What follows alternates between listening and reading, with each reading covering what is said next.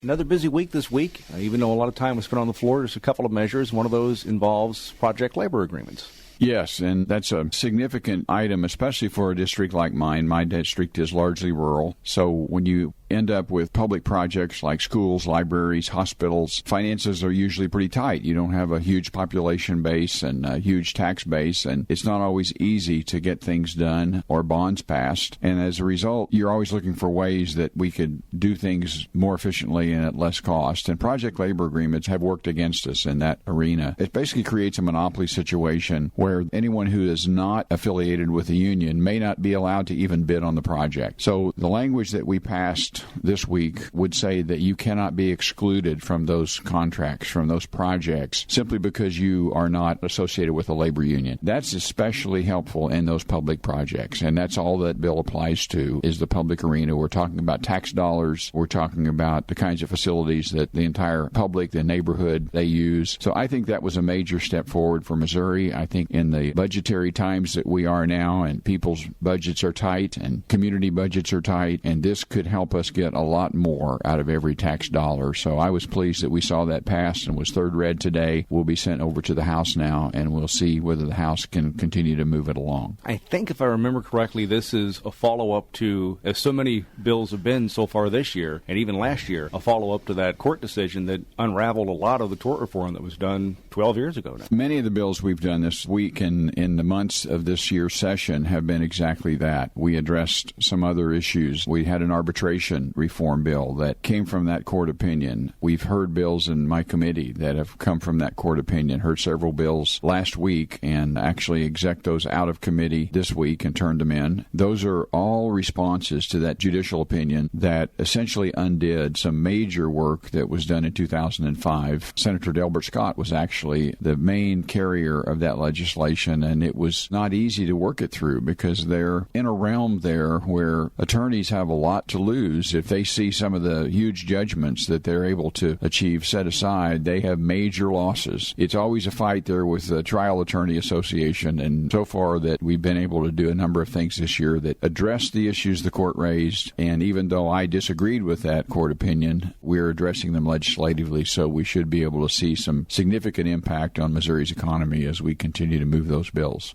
For you, I believe another one of your bills regarding utility regulations was heard in committee. It was. Actually, we heard one bill last week on the regulation of water utilities. We heard a bill this week in Commerce, regulation of natural gas utilities. We'd already heard and actually passed out of committee regulation reforms on electricity, passed that out this week. This is largely because of the significant change in the business model that you see in utilities. For decades, every utility was growing fast. Electricity in particular, but you also saw growth in others as population grew, as people's prosperity improved, and they would build bigger homes or businesses would grow, and so the use of all public utilities went up. Electricity demand was always growing, water demand, natural gas demand. Obviously, you have little dips occasionally because of either shortages or some kind of price impact, but it was a growth industry. Today, it's not really a growth industry anymore because we've got a new focus today on conservation. We're trying to conserve electricity. We're trying to conserve natural gas. We're trying to conserve water. We have counties in Missouri and states across the nation that have serious water problems. And so there's a real attention on that. Plus, you have, in the case of a water utility, heavy reliance on weather. If it's a wet year, then water sales go down significantly. If it's a dry year, they go up significantly. So if they go down significantly, the company has a real struggle just trying to maintain cash flow. If they go up significantly, the customer has a real issue trying to maintain cash flow. The legislation that we worked on for water is called Revenue Stabilization Mechanism. It's a different way of regulating water to help accommodate both of those problems for the customer and for the company. The natural gas regulatory reform that we just heard in committee this week is a similar address that acknowledges that, once again, a heavy part of the natural gas costs are building infrastructure. I don't know how many people realize that the natural gas companies make no money on the natural gas that they sell. Those are pass-through items that are billed exactly at what it costs them. They buy the natural gas. They sell it to me or to you at the same price for which they bought it. They only make money on the service that they provide in delivering it to the homes and the businesses. And so when you get into that realm and the way the pressures have changed in terms of business, the business model, our old regulatory structure, which is over 100 years old, simply is not accommodating what needs to be done in terms of rebuilding some of that infrastructure, maintaining the safety that we want, especially in that natural gas realm. None of us wants a natural gas pipeline exploding in our neighborhood or in our state. And so there are things that have to be done there, and current regulatory environment makes it very difficult for those issues to be prioritized the way I think they should be. And so we're trying to develop a regulatory environment that encourages companies to do the right thing in terms of supplying those, the reliability of the services, the conservation issues that we'd like to see them exercising and encouraging in their customer base. Those bills are all going to be on the calendar soon, I hope. Some of them went on the calendar today. The one that we heard this week won't go on until at least next week. But those are bills that I'm hoping we can move forward, and if there are changes that need to be made, we can address those. Another issue for you, I believe it's Senate Bill 141 that addresses retirement plans, I believe, for elected officials. Right. It occurred to me some years ago that you have defined benefit and defined contribution retirement systems. Most people understand the difference in that, and in a term-limited world, most of the elected officials in Missouri are term-limited. In that term-limited world, we are moving a lot of legislators in and out of the legislature. When that happens, we end up with more and more legislators on retirement. With a defined benefit plan, that means that every one of those takes a plan with them. We're also seeing a lot of young people coming into the legislature. And those young people, they're not going to walk away with much when they leave this. And there are two things that I would like to accomplish by moving the elected officials from a defined benefit to defined contribution. And that one is the transportability of those retirement benefits. One of the differences is if you're in the legislature now, if you don't serve, I think